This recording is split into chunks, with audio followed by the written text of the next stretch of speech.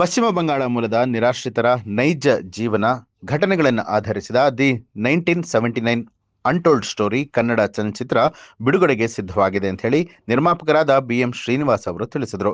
ಕೋಲಾರದ ಪತ್ರಕರ್ತರ ಭವನದಲ್ಲಿ ಸುದ್ದಿಗೋಷ್ಠಿ ನಡೆಸಿ ಮಾತನಾಡಿದಂತಹ ಅವರು, ಕೋಲಾರ ನೆಲದ ಸಿನಿಮಾ ಕಲಾವಿದರಿಂದಲೇ ತಯಾರಿಸಲ್ಪಟ್ಟಂತಹ ಚಿತ್ರ ಇದಾಗಿದ್ದು 1904 ಹಾಗೆ 1979 ನಡುವೆ ಪಶ್ಚಿಮ ಬಂಗಾಳದಲ್ಲಿ ನಡೆದ ನಿರಾಶ್ರಿತರ ಜೀವನ ಹೋರಾಟದ ನೈಜ ಘಟನೆಗಳನ್ನು ಆಧರಿಸಿದ ಕಾಲ್ಪನಿಕ ಕಥೆಯನ್ನ ಪುಷ್ಪರಾಜ್ ನಿರ್ದೇಶನ ಮಾಡಿದ್ದಾರೆ.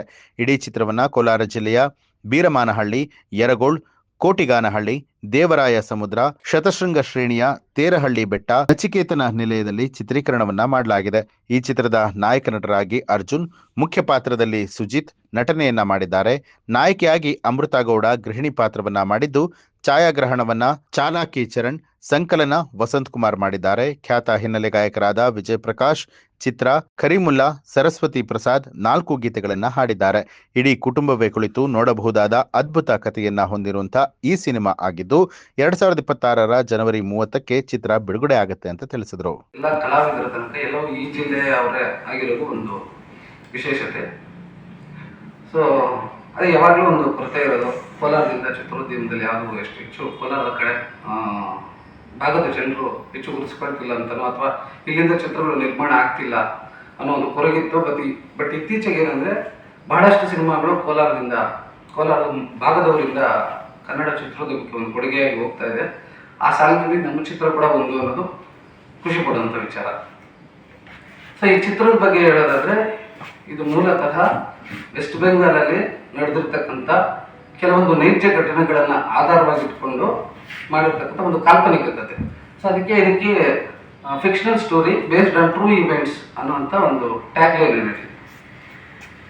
ಇದು ನಿರಾಶ್ರಿತರು ಏನು ವಲಸೆ ಬರ್ತಾರೆ ಬೇರೆ ಕಡೆಯಿಂದ, ಆ ನಿರಾಶ್ರಿತರ ಜೀವನದ ಕಥೆ ಅಂತ ಹೇಳ್ಬೋದು. ವಲಸೆ ಬಂದಂಥ ನಿರಾಶ್ರಿತರು ಅವ್ರು ಇಲ್ಲಿ ಹೆಂಗೆ ಬದುಕನ್ನ ಕಂಡುಕೊಂಡ್ರು ಅಥವಾ ಅವ್ರ ಹೋರಾಟ ಏನು ಅನ್ನೋದನ್ನ ಹೇಳ್ತಕ್ಕಂಥ ಒಂದು ಚಿತ್ರ. ಇದು ಬಂಗಾಳದ ಮೂಲದ ಚಿತ್ರ, ಅದರ ಕಂಪ್ಲೀಟ್ ಆಗಿ ಕನ್ನಡೀಕರಣಗೊಳಿಸಿ ಇದನ್ನು ಕನ್ನಡದಲ್ಲಿ ಮಾಡುವಂತ ಒಂದು ಪ್ರಯತ್ನ ಮಾಡಿದ್ದೇವೆ.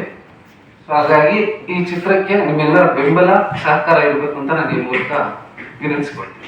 ಬಿಟ್ಟು ಬದುಕುವುದನ್ನು ಕಲಿಬೇಕನ್ನೋದು, ಜೊತೆಗೆ ಗೌತಮ ಬುದ್ಧ ಗುರುಗಳ ಶಾಂತಿ ಸಂದೇಶವನ್ನ ನಾವು ಸಮಾಜಕ್ಕೆ ಕೊಡಬೇಕು ಅನ್ನೋ ಉದ್ದೇಶ. ಏನು ನಮ್ಮ ತಂದೆಯವರು ಸಿನಿಮಾ ಮಾಡಿದ ಉದ್ದೇಶನೇ ಇದಾಗಿರ್ತದೆ. ಸರಳತೆ ಮತ್ತು ಸಹಬಾಳ್ವೆಯಲ್ಲಿ ಬದುಕಿದ ನಮ್ಮ ತಂದೆಯವರ ಬೀರಮಾನಹಳ್ಳಿ ಮುನಿಯಪ್ಪ ಅವರ ಕಲಾವಿದತನವನ್ನು ಉಳಿಸೋದಕ್ಕೋಸ್ಕರ ಮತ್ತು ಸಮಾಜಕ್ಕೆ ಅವರು ನಿಜವಾಗ್ಲೂ ಮಾರ್ಗದರ್ಶಕರೇ ಆಗಿರೋದ್ರಿಂದ ಗೌತಮ ಬುದ್ಧ ಗುರುಗಳ ಶಾಂತಿ ಸಂದೇಶ ಮತ್ತು ಬದುಕಲು ಬಿಟ್ಟು ಬದುಕೋದನ್ನು ಈ ಸಮಾಜ ಕಲಿಬೇಕು. ಅದರ ಮೂಲ ಉದ್ದೇಶ ಈ ಕತೆ. ಯಾಕಂತಂದರೆ ಇಡೀ ಭೂಮಂಡಲದಲ್ಲಿ ಯಾರೂ ಶಾಶ್ವತವಲ್ಲ, ಎಲ್ಲವೂ ನಶ್ವರವೇ. ಹಾಗಿರುವಾಗ ಬದುಕುವಾಗ ನಮ್ಮ ಜೀವಿತಾವಧಿಯಲ್ಲಿ ನಾವೆಲ್ಲರೂ ಕೂಡ ಸಂತೋಷವಾಗಿ ಬದುಕಿ ಬಾಳಿ ಹೋಗಬೇಕು. ಎಲ್ಲ ಜೀವ ಜಗತ್ತಿಗೂ ಇದು ಅನ್ವಯಿಸ್ಬೇಕು ಅನ್ನೋದೇ ಈ ಸಿನಿಮಾದಲ್ಲಿರ್ತಕ್ಕಂಥ ಪೂರ್ಣ ಮತ್ತು ನ್ಯೂಸ್ ಅಲರ್ಟ್ ನಿಮ್ಮಿಂದ ನಿಮಗಾಗಿ.